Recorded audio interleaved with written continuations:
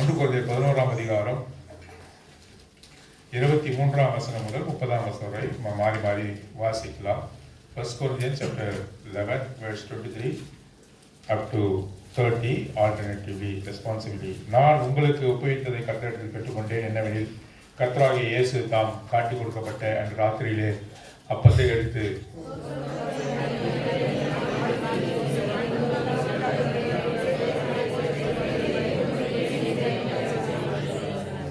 போஜனம் பண்ணின பின்பு அவர் அந்தபடியே பாத்திரத்தை எடுத்து இந்த பாத்திரம் என் இரத்தத்தினால் ஆகிய புதிய உடன்படிக்கையாக இருக்கிறது. நீங்கள் இதை பானம் பண்ணும் போதெல்லாம் என்னை நினைவுகொள்ளும்படி இதை செய்யுங்கள் என்றார்.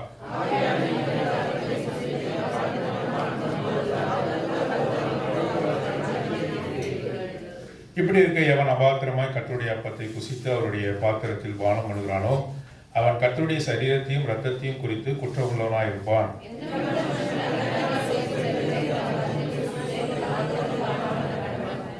எண்ணத்தினால் அபாத்திரமாய் போஜனம் பானம் பண்ணுகிறவன் கர்த்தருடைய சரீரம் இன்னதென்று நிதானித்து அறியாதனால் தனக்கு ஆக்கினத்திற்கு வரும்படி போஜனம் பானம் பண்ணுகிறான்.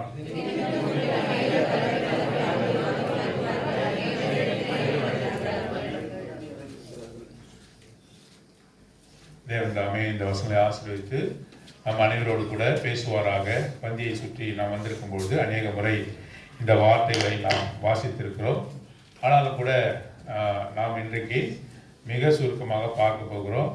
உங்களுக்கு தூக்கம் வர நேரம் ஆயிடுச்சு, அதனால் 12 காரியங்களை சொல்ல போகிறேன். நீங்கள் என்ன பண்ணணும்?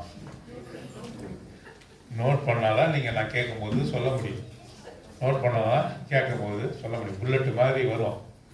அந்த புல்லட்டை நீங்கள் கேட்ச் பண்ணி அதை நீங்கள் பதிஞ்சு வச்சு தான் நீங்கள் சொல்ல முடியும். இல்லை, you have to be alert when we read, when we meditate upon the word of God. I'm going to tell 12 points in these verses, the verse that we meditate. 23வது வசனம், நான் உங்களுக்கு ஒப்புவித்ததை கர்த்தரிடத்தில் பெற்றுக்கொண்டேன். என்னவெனில் கர்த்தராகிய இயேசு தாம் காட்டிக் கொடுக்கப்பட்ட அன்று ராத்திரியிலே அப்பத்தை எடுத்து. நான் உங்களுக்கு ஒப்புவித்ததை கர்த்தரிடத்தில் பெற்றுக்கொண்டேன். இது யார் சொல்லுகிறார் என்று சொன்னால் அப்போஸ்தலனாகிய பவுல் சொல்லுகிறார். இந்த பந்தி யாருடைய பந்தி கிடையாது, அப்போஸ்தலனுடைய பந்தி கிடையாது, பேதுருடைய பந்தி கிடையாது. இந்த பந்தி யாருடைய பந்தி? ஆண்டவராகிய இயேசு கிறிஸ்துவினுடைய பந்தி. இது ஜெகோசமாவுடைய பந்தி கிடையாது, எப்ரோனுடைய பந்தி கிடையாது, பிலதெல்பியாவுடைய பந்தி கிடையாது, பெராக்கா சபையினுடைய பந்தி கிடையாது.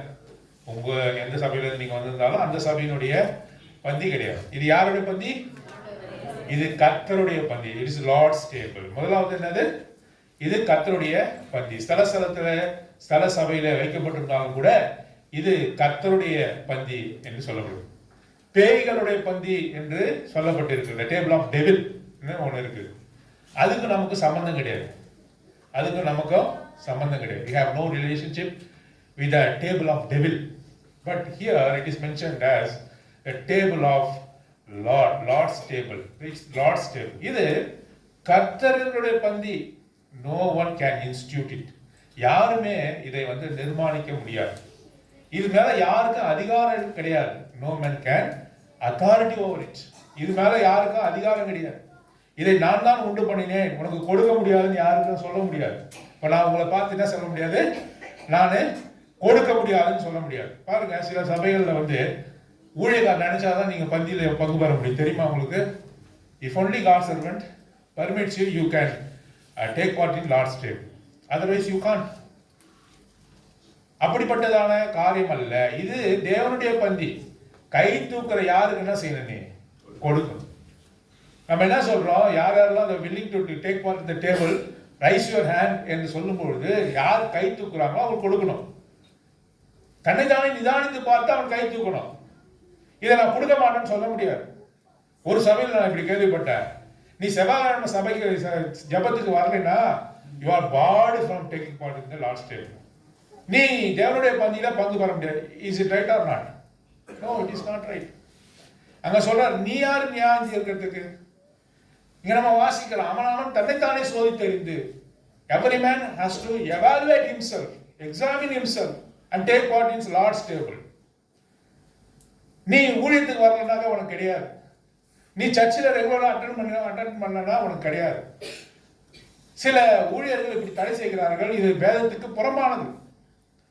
எச்சரிப்பு கொடுத்த பிறகு நீ எவ்வளவு பரிசுத்தப்படணும், உன்னுடைய பாவத்தை அறிக்கை செய்யணும், உன்னுடைய you have to repent about your sins and commit yourself into the holy hands of the Lord. தேவனுடைய பரிசுத்த கையில் உன்னை ஒப்பு கொடுத்த பிறகு நீ கையை தூக்குன யாரா இருந்தாலும் கொடுக்கணும். No man can stop. யாருமே அதெல்லாம் செய்ய முடியாது, தடை செய்ய முடியாது. இவரு கொடுக்காதீங்க அப்படின்னு சொல்லக்கூடாது. இதுதான் இங்க இருக்கக்கூடிய கோல்டன் ரூல். ஊழியர்களுக்கு மேல அதிகாரம் கிடையாது, அப்போஸ்தலருக்கு அதிகாரம் கிடையாது, அப்போஸ்தலனாகிய பவுலுக்கு அதிகாரம் கிடையாது. ஏனென்றால் இதை நான் யாரிடத்திலிருந்து பெற்றுக்கொண்டேன்? கர்த்தரிடத்திலிருந்து பெற்றுக்கொண்டேன். நான் நானே அதை இன்ஸ்டிடியூட் பண்ணல, அது கர்த்தரிடத்திலிருந்து நான் பெற்றுக்கொண்டேன். ஆகவே அதுக்காக நான் கொடுக்கிறேன் என்று சொல்லுகிறார். டிவைன் அத்தாரிட்டி, டிவைன் அத்தாரிட்டி, பரிசுத்தமான அதிகாரம், தேவத்துவமான அதிகாரத்திற்கு கீழாக அவர் சொல்லுகிறார். ஆகவே இது கர்த்தருடைய பந்தி என்று சொல்லி முதலாவதாக நாம் பார்க்கிறோம். இரண்டாவதாக நாம் வாசிக்கும் போது ஸ்தோத்திரம் பண்ணி அதை பிட்டு நீங்கள் வாங்கி புசியுங்கள், இது உங்களுக்காக பிற்கப்படுகிற என்னுடைய நினைவு கூறும்படி இதை செய்யுங்கள் என்று சொன்னார். இது இந்த பந்தி ஐக்கியத்தின் பந்தி. நீங்கள் அனைவரும் இதில் என்ன பண்ணலாம்? பங்கு பெறலாம். You all can participate. You all can take part in the table. If only you confess your sins. If only you confess your transgression, your iniquity, anybody can take part in Lord's table. ஆகவே நாம் எல்லாரும் அங்கே பங்கு பெறும்பொழுது it's a table of fellowship என்று சொல்லி பார்க்கிறோம். முதலாவது நாம் பார்க்கிறோம் இட்ஸ் a Lord's table. இன்னொரு இடத்துல இது குறிக்கப்பட்டிருக்கிறது, இது கிறிஸ்துவின் பந்தி என்று சொல்லப்பட்டிருக்கு, கிரைஸ்ட் டேபிள். மூன்றாவதாக நாம் பார்க்கும் பொழுது அது என்ன பார்க்கிறோம்? அது ஐக்கியத்தின் பந்தி. நம்ம எல்லாம் ஐக்கியமா ஒன்று கூடி சேர்ந்து இந்த பந்தியில பங்கு பெறோம். கொரோனா சமயத்துல ஆன்லைன் மூலமா என்ன பண்ணோம்? ஆராதனை நடந்தோம். அங்க நம்ம வர்ஷிப் பண்ண முடியும், அங்க என்ன பண்ண முடியும்? அங்க மெசேஜ் கேட்கலாம். அப்பத்துல எப்படி பங்கு பெறுறது? How can we take part in the Lord's table? If you go online during the time of Corona, how can we take part in the Lord's table? You can sing songs, you can hear messages, you can worship individually online. How can you take part in the Lord's table? Nobody can take part in the Lord's table if you go online. You have to come together. You have to have a good fellowship with one another. You have to have a very good fellowship with the Lord. Then only you can take part in Lord's table. That's why it is very important for us to participate in the church. Whenever the church gathers, you have to take part. You have to come and take part in the Lord's table, because the Lord's table will be kept only in the church. Only the church. சபையில மாத்திரம் தான் தேவனுடைய பந்தியானது வைக்கப்படும். அங்கேதானே நீ என்ன பண்ணலாம்? உன்னுடைய பாவத்தை அறிக்கை செய்து எச்சரிப்படைந்து தேவனுடைய பந்தியில நீ பங்கு பெற முடியும். ஆகவே இது ஐக்கியத்தின் பந்தி, the table of fellowship என்று சொல்லி நாம் இதை பார்க்கிறோம். 25ஆம் வசனம், போஜனம் பானம் பண்ணின பின்பு அவர் அந்தபடியே பாத்திரத்தை எடுத்து, இந்த பாத்திரம் என் இரத்தத்தினாலாகிய புதிய உடன்படிக்கையா இருக்கிறது, நீங்கள் இதை பானம் பண்ணும்போதெல்லாம் என்னை நினைவு கூறும்படி இதை செய்யுங்கள். ஆகவே இது உடன்படிக்கையின் பந்தி, the table of new covenant, புதிய உடன்படிக்கை. ரத்தத்தின் மூலமாக என்னோடு கூட அவர் என்ன செய்திருக்கிறார்? சத்தமா சொல்லியிருக்கிறார், உடன்படிக்கை செய்திருக்கிறார். பாருங்க, ஆண்டவர் உடன்படிக்கை செய்யாம அவர் ஆக்ட் பண்ணவே மாட்டார். The covenant has to be bind the parties, otherwise God won't act. நல்ல கவனமா வச்சுங்க. நீங்க ஆண்டவரை ஏற்றுக்கொண்ட பிறகு அவரோடு கூட ஒரு உடன்படிக்கைக்குள்ளாக நீங்க வரணும். You have to come into the covenant relationship. பாருங்க, நீங்க ஒரு வீட்டில் வாடகைக்கு விடுறீங்க, ஆளை வாடகைக்கு விடுறீங்க, நீங்க தான் ஓனரு, அவங்களுக்கு சண்டை வருது. You go to the mediator, டெனண்ட்டுக்கும் அங்க ஓனருக்கும் சண்டை வருது. there is a fight between the tenant and the owner of the house. உங்களுக்குள்ள எந்த விதமான கவனன்ட் இல்ல, உறவு இல்ல. நீங்க என்ன செய்றீங்க? உங்களுக்குள்ள சண்டை வருது. அப்ப நீங்க போறீங்க மீடியேட்டர்ட்ட போய் முதல்ல என்ன கேட்பாங்க? டாக்குமெண்ட் எங்கன்னு கேட்பாங்க. Where is the covenant? அதான் கவனன்ட். அந்த கவனன்ட்ல என்ன சொல்லிருக்குன்னு பார்ப்பாங்க. நீ எவ்வளோ மாசத்துக்கு வாடகை கொடுக்கணும், எவ்வளோ அட்வான்ஸ் கொடுத்துருக்குற, எப்போ காலி பண்ணுவ, everything written in the covenant. ஆகவே when God wants to act in your life, you have to come into the covenant relationship. Covenant relationship is very much important. The blood relationship is very much important. If anybody didn't take part in Lord's table, in my table, there is no relationship with me, the Lord says. என்னோட கூட உடன்படிக்கையில் அவன் இல்லை என்று சொன்னா, அந்த பந்தியில பங்கு பெறலன்னு சொன்னா, அவன் வந்தும் பிரயோஜனம் இல்லை. நீ இதற்காக நீ ஆயத்தப்பட்டு வரணும், இந்த உடன்படிக்கையில நீ காணப்படணும். ஆபிரகாமோடு கூட ஆண்டவர் என்ன செய்தாரு? உடன்படிக்கை பண்ணினார். அப்போ அந்த இஸ்ரவேல் ஜனங்கள் யார்? இஸ்ரவேல் ஜனங்கள் ஆபிரகாமுடைய சந்ததி. Israelites are the descendant of Abraham. When the Israelites went away with the Lord says, I will not devour you because I have a covenant relationship with Abraham. ஏன் உங்களை அடிக்கல தெரியுமா? ஏனென்றால் உங்களுடைய முற்பிதாக்களாகிய ஆபிரகாம், ஈசாக்கு, யாக்கோபோடு நான் உடன்படிக்கை செய்திருக்கிறேன், இவன் காப்பாத்துவேன்னு சொல்லிட்டான். அப்ப என்ன அடிக்கலாமே தவிர என்ன சாவடிக்க முடியாது. இஸ்ரவேல் ஜனங்களை அடிக்கலாம் ஆண்டவர், அவன் என்ன செய்ய முடியாது? சாவடி. Because they are in the covenant relationship with the Almighty God. உன் பிதாவுக்கு நான் ஆணையிட்டு கொடுத்துட்டேன், ஆகவே உன்னை நான் அழிக்க மாட்டேன் என்று சொல்லுகிறார். So the Israelites were blessed people because of the covenant relationship. அவர்கள் ஐக்கியத்தோடு கூட அந்த உடன்படிக்கையில் இருப்பதனால அவர்கள் ஆசீர்வதிக்கப்பட்டவர்கள். நாம் இதில் பங்கு பெறும்பொழுது நாம் என்ன நினைவு கூறுகிறோம்? அவரோடு கூட உடன்படிக்கையில நாம் காணப்படுகிறோம். We are in the new covenant. We are in covenant with the Lord. என் இரத்தத்தாலாகிய புதிய உடன்படிக்கையா இருக்கிறது. இதை நீங்க பானம் பண்ணும்போது என்னை நினைவு கூறும்படி இதை செய்யுங்கள் என்று சொல்கிறார். இதை செய்யுங்கள், என்னை நினைவு கூறும்படி இதை செய்யுங்கள். இந்த இடத்துல நாம் என்ன நினைவு கூற போகிறோம்? His ultimate sacrifice, His atoning sacrifice. அவருடைய எனக்காக அவர் சிலுவையிலே சிந்தின ரத்தத்தினாலே நான் கழுவப்பட்ட அவருடைய பிள்ளையாக மாறி இருக்கிறேன் என்ற காரியத்தை நான் அங்கே நினைவு கூற வேண்டும். பாருங்க, இன்னைக்கு நாம் எதை நினைவு கூறுகிறோம்? நீ கிறிஸ்தவர்கள் என்று சொல்லப்படுகிறவர்கள் குறித்து கேள்விப்படும் பொழுது நினைவு கூறுனா என்ன பண்ண? கிறிஸ்துமஸை நினைவு கூறுறாங்க. அதுதான் ஜாயஸ் பண்டிகை. உலகத்திலே அதிகமான ஜனங்களால் கொண்டாடப்படுகிற பண்டிகை என்ன? Christmas is celebrated all over the world. Highest population of this world celebrate Christmas. It is season.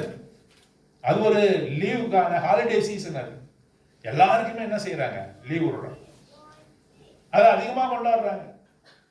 அந்த கிறிஸ்மஸை பத்தி எதுவுமே சொல்லல. எங்கேயாவது ஒரு இடத்துல ரிமெம்பர் மை பர்த்டே சொன்னாரா? எங்க சொன்னாரா? ரிமெம்பர் மேரி த மதர் அப்படின்னு சொன்னாரா? மரியாள், மகதலேனா மரியாள் நினைவு கூறுங்க, ஆந்திரேயாவை நினைவு கூறுங்க, பேதுருவை நினைவு கூறுங்கன்னு சொன்னாரா? என்ன சொன்னாரு? என்னுடைய மரணத்தை நினைவு கூறுங்க.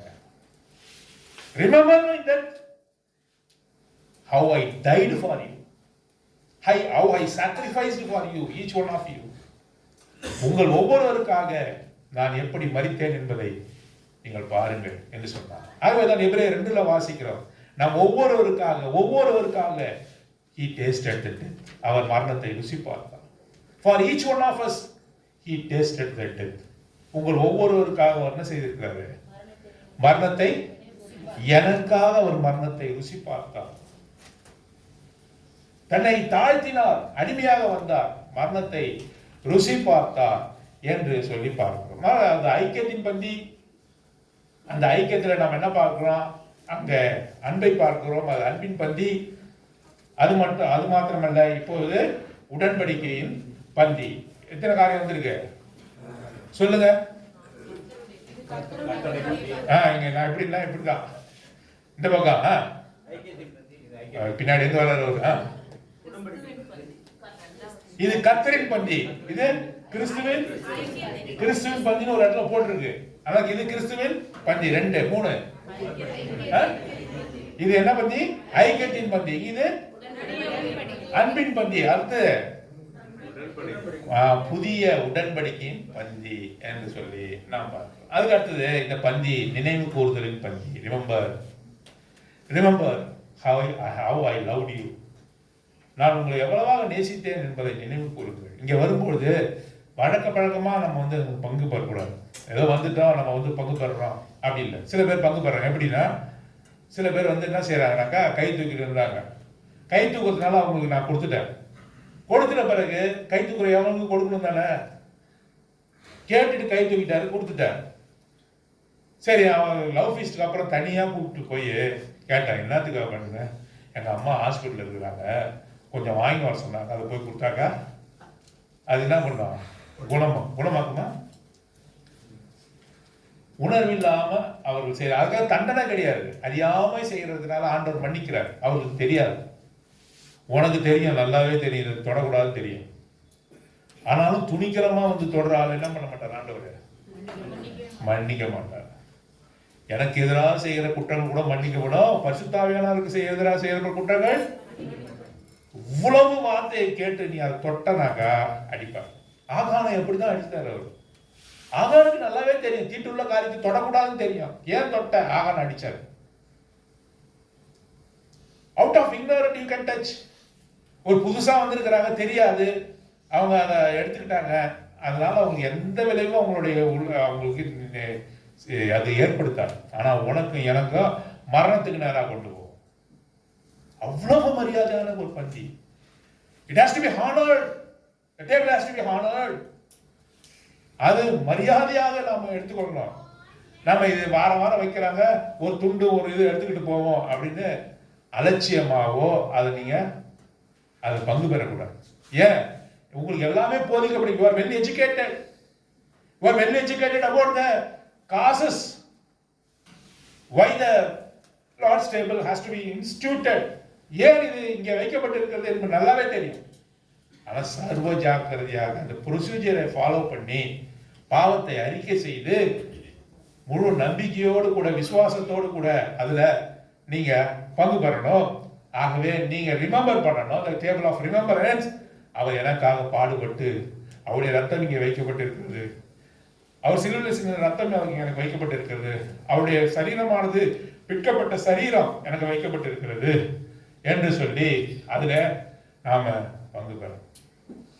எனக்காக உங்களுடைய சரீரத்தை பிற்க ஒப்பு கொடுத்தீரே என்று சொல்லி அதிலே மிக ஜாக்கிரதையாக பங்கு பெற வேண்டியவர்களாக நாம் கூட காணப்படுகிறோம். 26வது வசனம், ஆகையால் நீங்கள் இந்த அப்பத்தை புசித்து இந்த பாத்திரத்தில் பானம் பண்ணும் போதெல்லாம் கர்த்தர் வருமளவும் அவர் மரணத்தை. இதுல கையை வைக்கும் போது நீங்க என்ன சொல்றீங்க தெரியுமா? மறைமுகமா என்ன சொல்றீங்க? கர்த்தர் எனக்கு ஒரு நம்பிக்கை இருக்கிறது. is going to come. The Lord is going to come. The Lord is going to come and meet me. அவர் வந்து என்னை சந்திக்க போகிறார். நான் மரித்த அவரிடத்திலே போவேன், இல்லை என்றால் வானத்திலே வரும்போது நான் அவரிடத்திலே போவேன். when he is in the air, I will go and meet him. when I die, he will rise me up. எனக்கு ஒரு நம்பிக்கை இருக்கிறது. அவர் வரும் அளவும் அதிலே பங்கு பெற வேண்டும். a table of expectation. வாஞ்சை இருக்கணும். ஆண்டவரை சந்திக்க வேண்டும் என்ற வாஞ்சை இருக்கிறதா? இது சபையில சேர்க்கப்பட்டுட்டோம், எனக்கு திருமணம் ஆகணும், படிக்கணும், அது பண்ணணும், இது பண்ணணும், இதே இருக்குதா? இதை நீ தொடும்பொழுது என் பாவத்தை மன்னித்தார், நான் பரிசுத்தமாக இதை கையில வைக்கிறேன், அவர் வர போகிறார். அப்போ அவர் வர்ற வரையும் இந்த டேபிள் என்ன இருக்கும்? இங்கே கொடுத்து கொண்டே இருப்பார். அவர் வரும் வரை, ஜெனரேஷன் ஆஃப்டர் ஜெனரேஷன். ஏன் நான் செத்து மடிஞ்சு மண்ணாடு மண்ணா போகலாம், ஆனாலும் வருங்கால சந்ததியர் இதை என்ன செய்யணும்? இதை ஆசரிக்கணும், இதை பங்கு பெறணும். அவர் வரும் வரை இது இருக்கும். சபையும் இருக்கும், இந்த பந்தியும் இருக்கும். அவர் வரும் வரை, generation after generation we have to obey the principle. இதுல நாம கீழ்ப்படியவர்களாக காணப்பட வேண்டும். நான் இதில் கை வைக்கும் போது எப்போ வருவார் அப்படின்னு நான் யோசிப்பேன். பாருங்க, அங்கிள் நானும் வாரத்தில் ஒரு முறையாவது சந்திப்போம், சபையை குறித்து பேசுவதற்காக. சபையில் என்ன செய்யணும், யார் யார் வரல, இதெல்லாம் குறித்து எப்படியாவது வாரத்தில் ஒரு நாள் அவரை சந்தித்து பேசுவோம். ஒரு சமயம் நாங்கள் அவருடைய மொட்டை மாடியில் இருந்தால் நான் போய் உட்காந்து பேசுகிறேன் அவர்கிட்ட. அவர் என்ன தெரியுமா சொல்லி என்கிட்ட பேசுகிறாரு, ஆரம்பிக்கிறாரு, நான் ஆண்டவர் எப்போ தான் வருவார்னு தெரியல. என்னது, நான் ஆண்டவர் எப்போ வருவார், எப்போ வருவார், இன்னும் எவ்வளோ காலம் தான், இன்னும் எவ்வளோ காலம். அவருக்கு கண்ணு கலங்குது, எனக்கு கண்ணு கலங்குது. ஏன், ஒரே வேவலத்தில் இருக்கோம்னு நினைக்கிறேன் நான். அவருக்கு கண்ணு கலந்து எனக்கு கலங்குது. ஏன்னா எக்ஸ்பெக்டேஷன், வரட்டும் ஆண்டவர் வரட்டும், எப்போ தான் வருவார், வரேன்னு சொல்கிறாரு. என்னை வந்து அழைச்சிட்டு போட்டோம். நானும் கூட அங்கிள் அப்படிதான் என்கிட்ட என்ன பார்த்தாரு, ஓ இவனும் அப்படிதான் நினைக்கிறான். நாம மாத்திரம் இல்லை, உங்களுக்கு அந்த எக்ஸ்பெக்டேஷன் இருக்கணும். எப்போ வருவார், எப்போ வருவார், மனவாளன் எப்போ வருவார். ஆண்டவரே வாரும், மரணாத்தா என்று சொல்லும்போது என்ன அர்த்தம்? ஆண்டவரே வாரும், வாரும், மரணாத்தா என்று சொல்லும்போது வாரும் என்று அர்த்தம். என்னைக்காவது உங்களுடைய குடும்ப அந்த இதை மறந்து ஒரு நாளாவது இப்படி யோசிச்சு பார்த்தீங்கன்னா, காலையிலேயே என் கணவனுக்கு என்ன தோசை சுட்டு தருது, சப்பாத்தி சுட்டு தருது, அவன் எப்படி பிரியப்படுத்துறது, இந்த சட்டையை வேணாம் அந்த சட்டையை போடு, இந்த சட்டை வேணும் அந்த சட்டை போடு, முகத்தை தொடச்சிக்கணும் போ, மூஞ்ச கழுவிட்டு போ, கழுவிட்டு அதுக்கு போட்டு இது போட்டுக்கிட்டேன். இன்னைக்கு என்ன செஞ்ச 24 மணி நேரமும் இதுவேதான் உன்னுடைய உன்னுடைய சிந்தனையா இருக்குது. குடும்பத்தை விட்டா சொந்தக்காரங்க, இதுவேதான் உன்னுடைய சிந்தனையா இருக்குது. என்றைக்காவது ஒரு நாள் ஆண்டவருக்காக, ஆண்டவர் வருவாரு, அந்த அந்த நாளுக்காக நான் ஏங்கி இருக்கிறேன் என்று சொல்லி நீ என்னைக்காவது அழுதிருக்கிறியா? எந்த இரவுலாவது நீ உன்னுடைய பெட்டு தலைக்காணியை நினைச்சிருக்கியா? எத்தனோ இரவு நான் அழுது. வாங்க ஆண்டவரே, இப்ப இல்ல, நான் இன்னும் 10 வருஷத்துக்கு முன்னாடியே அழுதுட்டேன். வாங்க ஆண்டவர், சீக்கிரம் வாங்க, சீக்கிரம் வாங்க. ஏன்னா எனக்கு எதுவும் இல்லைன்றதுக்காக கிடையாது, அவர் வருகை அவ்வளவா நேசிக்கணும். You have to desire is second coming. அவரும் அப்படிதான் உன்னை சந்திக்கிறதுக்கு அவர் என்ன பண்றாரு, அவருக்கும் அவ்வளோ வாஞ்சியா இருக்குதான், அவருக்கும் அவ்வளோ வாஞ்சியா இருக்கு. ஆகவே இந்த டேபிள் ஆஃப் எக்ஸ்பெக்டேஷன், அவர் எதிர்நோக்கி காத்திருக்கிற பந்தி, அவர் வரும் அளவு இதை அவருடைய மரணத்தை தெரிவிக்கிறீர்கள் என்று சொல்லி நாம பார்க்கிறோம். அடுத்த வசனம் வாசிங்க.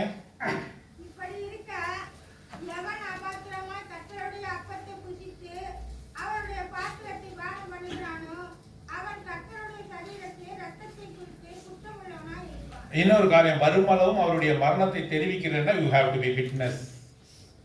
அவர் மரணத்தை நீங்க என்ன பண்ணணும், தெரிவிக்கணும். மற்றவங்களுக்கு அவர் எனக்காக மரித்தார், உனக்காக மரித்தார் என்று சொல்லி நீ தெரிவிக்கிற ஒரு டேபிள், ஒரு மேஜை. ஆகவே த டேபிள் ஆஃப் விட்னஸ், நான் ஆண்டவரை குறித்து தெரிவிக்கிறேன் என்று சொல்லக்கூடிய ஒரு பந்தியாக அது காணப்படுகிறது.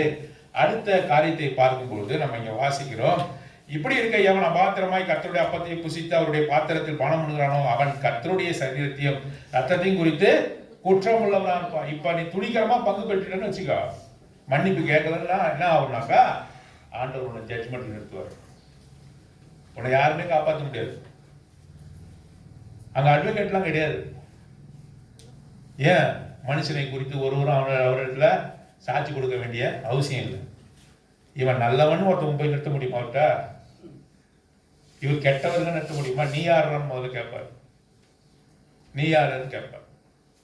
உங்களுக்கு தெரியுமா, தமிழ்நாட்டில் இந்தியாவிலே அட்வொகேட்ஸ் இருக்காங்கல்ல, நிறைய போலி அட்வொகேட்ஸ் இருக்காங்க. என்னது, படிக்கவே இல்லை, படிக்கவே இல்லை. எவ்வளோனா ரொம்ப அதிகம், போலி டாக்டரை விட அதிகம். போலி டாக்டர் அடிக்கடி மாட்டுவாங்க. ஒரு போலி டாக்டர் எப்படி பிழைக்கலாம் தெரியுமா? How a fake doctor can survive, you know. அவர் என்ன பண்ணார், தலைவலிச்சா அனாசின் குரோசின் அப்படின்னு எழுத்து முடிச்சிருந்தோம். பெரிய வியாதியா இருந்தாக்கா ரெஃபர் டு த நான் பெரிய டாக்டர் கிட்ட அனுப்புறேன், ஸ்பெஷலிஸ்ட் அனுப்புறேன்னு எழுதிருந்தோம். நானே பார்க்குறேன்னு ஏதாவது எழுதிட்டாருன்னா, மருந்துக்கு இருந்து ஏதாவது வாங்கி சாப்பிட்டாங்கன்னா, ஏதாவது மிஸ்டேக் ஆச்சுன்னா அப்போதான் என்ன எனக்கு படிக்கிறோம், கண்டுபிடிக்கிறாங்க யார, இவர் போலி டாக்டர். நீ தலைவலி மாத்திரை வயிற்றுவலி மாத்திரை போட்டு இருந்தா எப்படியாவது தப்பிச்சிக்கலாம். ஃபேக் டாக்டர்ஸ் அதே மாதிரி யார் இருக்காங்கனாக்கா ஃபேக் அட்வொகேட்ஸ் இருக்கிறாங்க நிறைய பேர். எல்லாம் கருப்பு கோட்டு பாட்டுறவங்க எல்லாத்தையும் போய் ஐடென்டி கார்டு கொடுத்து கேட்க மாட்டாங்க. Show the identity card, nobody will ask, nobody has dare to ask. அவங்க கரேஜ் இருக்க. அதனால என்ன பண்றாங்கனாக்கா, இந்த வக்கீல் குமாஸ்தாக்கெல்லாம் நிறைய பேர் என்ன பண்ணாங்க, கருப்பு கூட்ட மாட்டிக்கிட்டு அவங்க வக்கீலாக காணப்படுறாங்க. கண்டுபிடிக்கும் வரை அவர்கள் என்ன பண்றாங்க, நல்லா பிராக்டிஸ் பண்றாங்க. இதை எதுக்கு சொல்ல வரேன்னாக்கா, ஆண்டவருக்கு போய் யாரும் அட்வொகேட் பண்ண முடியாது. He knows in and out of you. உன்னை உள்ளும் புறமும் அவருக்கு தெரியும். ஜட்ஜ்மெண்ட்டுக்கு முன்பாக நீ நிற்கணும். துணிகரமாக பங்கு பெற்றனா நீ எதுக்கு முன்பாக நிற்கணும்? நியாய தீர்ப்புக்கு முன்பாக நிற்க வேண்டும். The table of judgment. அதுக்கு அடுத்த காலத்தை பார்க்கலாம். எந்த மனுஷனும் தன்னைத்தானே 28 verse 28 தன்னைத்தானே சோதித்தறிந்து தன்னைத்தானே self evaluation. The table of self evaluation. பாருங்க, நீங்க ஒரு பரீட்சைக்கு போறீங்க. பாருங்க, நல்லா பாருங்க, தூக்கம். நீங்க ஒரு பரீட்சைக்கு போறீங்க. பரீட்சைக்கு போற வரைக்கும் என்ன பண்ணலாம், நீங்க நல்லா படிக்கலாம். யாராவது பரீட்சை எழுதி அந்த பரீட்சையை முடிச்சிட்ட பிறகு அந்த படிப்பானா? முட்டாள் தான். அது என்ன பண்ணுவோம், அடுத்த பரீட்சைக்கு தயாராகணுமே தவிர பழைய பரீட்சையை பார்த்துக்கிட்டு இருக்க வேண்டிய அவசியம் இல்லை. அவன் எழுதி முடிக்கும் வரை என்னது, அதற்காக ஆயத்தப்படுத்திக் கொண்டே இருக்கணும். மிகுந்த சிரமப்பட்டு ஆயத்தப்படணும், அந்த பரீட்சைக்காக ஆயத்தப்படணும்.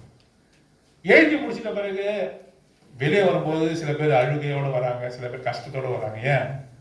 சில கேள்வியில என்ன பண்ணிட்டாங்க, மறந்துட்டாங்க, விட்டுட்டாங்க, தெரிஞ்ச கேள்வியை மாற்றி எழுதிட்டாங்க. பார்த்துருக்கீங்களா? என் ஃப்ரெண்ட்ஸ்லாம் சொல்லியிருக்காங்க, இந்த கேள்விக்கு பதிலாக அந்த பதில் எழுதிடுவாங்க, இந்த பதில் எடுத்து அந்த கேள்விக்கு எழுதிடுவாங்க, நம்பர் போடாமல் வந்துடுவாங்க. நிறைய they commit many more mistakes while writing the examination. வெளியே வரும்போது அழுதுகிட்டே வருவாங்க. படிக்காத நேரம் எதை குறித்து கவலைப்படாமல் ஜாலியாக வருவார். அவர் எதை குறித்து கவலைப்படாமல் ஜாலியாக வருவார். அவர் பார்த்தாக்கா 100 மார்க் எடுக்கிற மாதிரி வருவார். எது வரையும்? டெஸ்ட் பேப்பர் வெளியாகிற வரையும் தான். உதயானா அவரோட வண்டவாளம் தெரியும். ஆனால் நம்ம ஒன்றுமே செய்ய முடியாது. Teacher will evaluate the paper and put the mark. Teacher என்ன பண்ணுவாங்க, அது சோய் தெரிந்து 100 மார்க்கா 50 மார்க்கா 35 மார்க்கான்னு போடுவாங்க. ஒரு வேளை அன்று சாயங்காலம் வாத்தியார் உன்னை அழைச்சி நீ எழுதின பேப்பரை உன் கையிலே கொடுத்து திருப்பான்னு சொன்னா என்ன செய்வா? என்ன பாக்குறீங்க, என்ன செய்வீங்க? ஒண்ணுமே, அங்க என்ன டைப் படிச்சிருக்குதோ அதே மாதிரி இந்த பேப்பர்லையும் டைப் படிச்சு என்ன பண்ணுவீங்க? ஒன்று எல்லாத்தையுமே 1-2 கரெக்ட் பண்றாருன்னா கூட என்ன பண்ணுவேன், முதல்ல இருந்து ஆதிலேருந்து அந்த வர எல்லாத்தையும் சரி செய்து 100க்கு 100 மார்க் வர்ற மாதிரி எழுதி அவர் கையில் கொடுத்துட்டு காலில் விழுந்து கும்பிட்டு வருவல்ல. ஒருவே வரமாட்டியா? எவ்வளோ சந்தோஷம், ஒன்றை மட்டும் ஆயிடுச்சு. அப்படிதான் ஆண்டவர் சொன்னார். நீ எவ்வளோ பாவம் செஞ்சிருந்தாலும் பரவாயில்ல, நீ எவ்வளோ அக்கிரமம் செஞ்சிருந்தாலும் பரவாயில்ல, உன்னை நீயே உங்கள்கிட்ட ஒப்படைக்கணும். எவால்வேட் பண்ணு. நீ யார் என்பதை நீயே சொல்லு பார்ப்போம். நீ யாரு? அப்ப நீ என்ன செய்திருக்கணும்? முன்னாடி போய் என்னை அவர் சோதி தெரிய சொன்ன, ஆண்டவரே நான் ஒரு துரோகி, நான் ஒரு பாவி, நான் தகுதியற்றவர், நான் உண்மை பிதா என்று கூப்பிடுவதற்கு அருகதையற்றவர், உன்னுடைய வேலைக்காரனாக கூட நீ என்ன வேண்டிய அவசியம் இல்லை, நான் அற்பமான ஒரு புழு, என்னை போய் நினைத்தீரே. வானத்தையும் பூமியும் உண்டாக்கின தேவன் மனுஷர் மீது எப்படி பிரியமா இருக்க முடியும்? என் மீது எப்படி பிரியமா இருக்க முடியும்?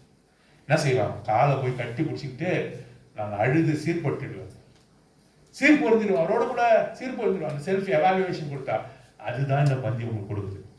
எவ்வளவு பெரிய அக்கிரமக்காரனாக இருக்கு, எவ்வளவு பின்வாங்கி போய் நிலைமையில் இருந்தாலும் கூட உனக்கு தருணங்களை கொடுக்கிற பந்தி அது கர்த்தருடைய பந்தி. The table of self evaluation. இன்னொருத்த உன்னை சோதிக்க வேண்டிய அவசியம் இல்லை. ஏய், நீ திருட்டு பையன்டா, நீ கள்ள, நீ பொய் சொல்கிறவன், ஊர் என்ன வேணா சொல்லிட்டோம். அப்படியே கிளீன் பண்றவர் யாரு? ஆண்டவர்.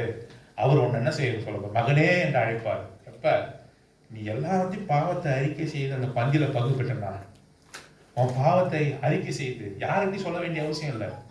எவ்வளவு பெரிய மறைமுகமான பாவமா இருந்தாலும் சரிதான், நீ என்ன செய்யலாம்? அவரிடத்துல போய் கதறி அழுது அவரிடத்துல ரகசியமா ஒப்பு கொடுத்து, ஆண்டவரே நான் ஒரு பாவி, நான் பாவத்தை செய்தேன், நான் துரோகத்தை செய்தேன், உன்னை பிள்ளை என்று கூப்பிடப்படுவதற்கு நான் அருகதை அல்ல என்று சொல்லி அந்த பந்தியிலே நீ மன்னிக்கப்பட்டவனாக நீ பந்தியிலே பங்கு பெறும்போது உன்னை அவர் ஏற்றுக்கொள்கிறார். Self evaluation. யாரும் தப்பானவன் சொல்ல வேண்டிய அவசியம் இல்லை. உன்னை நீயே பரிசோதிக்க கூடிய இடமாக அது இருக்கிறது என்று சொல்லி நாம் பார்க்கிறோம். அடுத்த வசனம் வாசிங்க.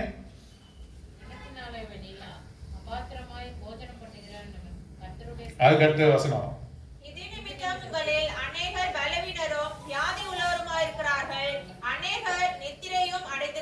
பாருங்க, இவ்வளோ வாய்ப்பு கொடுத்த பிறகும் துணிக்கரமா நான் பங்கு பெறுவேன். நான் காட் ஸ்டூடெண்டோடைய பையன், நாங்க பிறந்ததுல இருந்து கிறிஸ்தவங்க. From the birth itself I am a Christian. My father is a God servant. We run a church.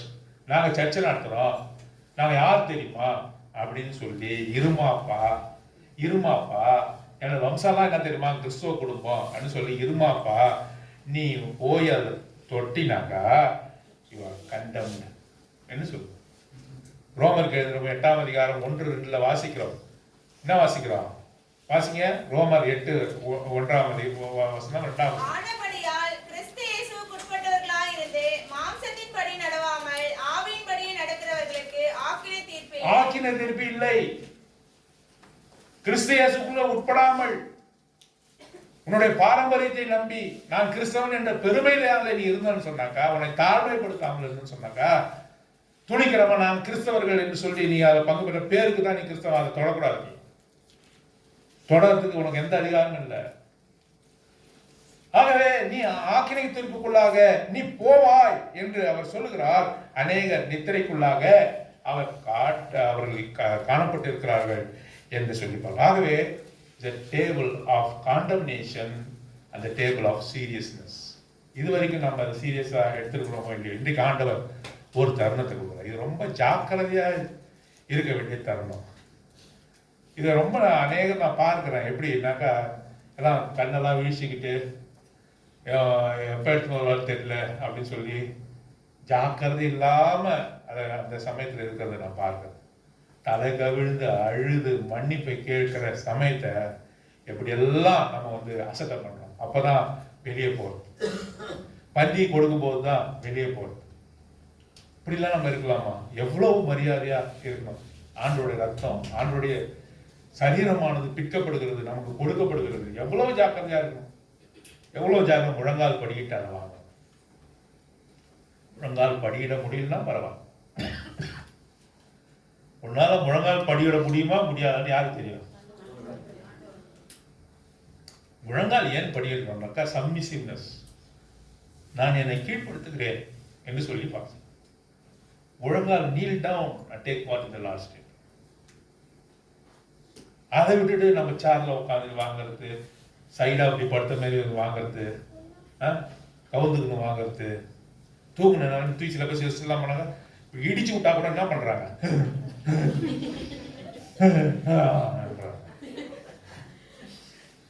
இடிச்சு விட வேண்டியதான். கொஞ்ச நேரம் கண் மூடி பாவத்தை அறிக்கிறாங்கன்னா தோ இருக்கும் பிரதர் தூக்குறாங்க. தோ இருக்கும் பிரதர் தூக்குறாங்க. நான் தான் சொல்றேன், அனுபவத்துக்கு இடிக்க வேண்டியதா இருக்கு. இடிச்சாதான் கேட்டுக்கிறாங்க. நீ என்னத்த பாவத்தை அறிக்கை செய்த, எவ்வளவு அழுகையும் உன்னுடைய மனம் எவ்வளவு வேதனைப்படும். நான் ஏன் இப்படி இருக்கிறேன்? செய்த பாவத்தை திரும்ப திரும்ப ஏன் செய்து கொண்டிருக்கிறேன்? commit sin after sin, the same sin commit repeatedly. Why I am like this? என்னைக்காவது நீ சிந்திச்சு பாருங்க. எப்படி உனக்கு தூக்கம் வரும்? ஒரு நிமிஷம் கண்ணு மூடுனாலே தூங்கிடும். இப்படிப்பட்ட நிலைமையில நம்ம ஆண்டவர்களுடைய டேபிளை எப்படி சீரியஸா எடுத்துக்க முடியும்? The table of seriousness, the table of condemnation.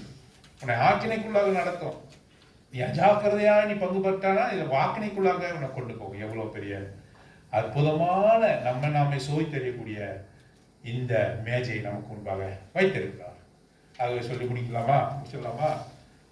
சொல்லுங்க. ஒண்ணு இது சத்தமா நீங்களா ஆம்பளைங்களா? எனக்கு தெரியலையே. நாங்க முன்னாடி தான் நிற்போம் அப்படின்னாக்க எப்படி? சொல்லுங்க. அது சொல்றது கரெக்டு தான், ஏன் சட்டம் வரல, ஏன்னு தெரியல. அவன் ஏன் முன்னாடி வந்து வைக்கிறாங்கன்னா காதில் விழாத பொழுது சாமங்களுக்கு நம்ம போய் பேசுவோம். என்ன செய்ய சொல்லுங்க? கர்த்தருடைய பந்தி, இரண்டாவது கிறிஸ்துவின் பந்தி, ஐக்கியத்தின் பந்தி, அன்பின் பந்தி, புதிய உடன்படிக்கையின் பந்தி,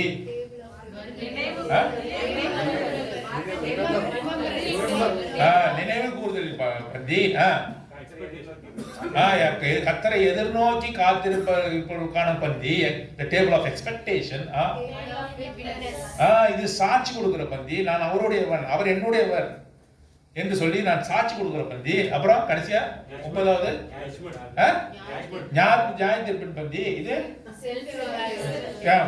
செல்ஃப் எவாலுவேஷன், என்னை நானே சோய் தெரியக்கூடிய பந்தி. அப்புறம் இன்னும் 2 இருக்கு, 10 ஆயிடுச்சு, இன்னும் 2 இருக்கு. Table of condemnation. காண்டம்னேஷன் என்ன?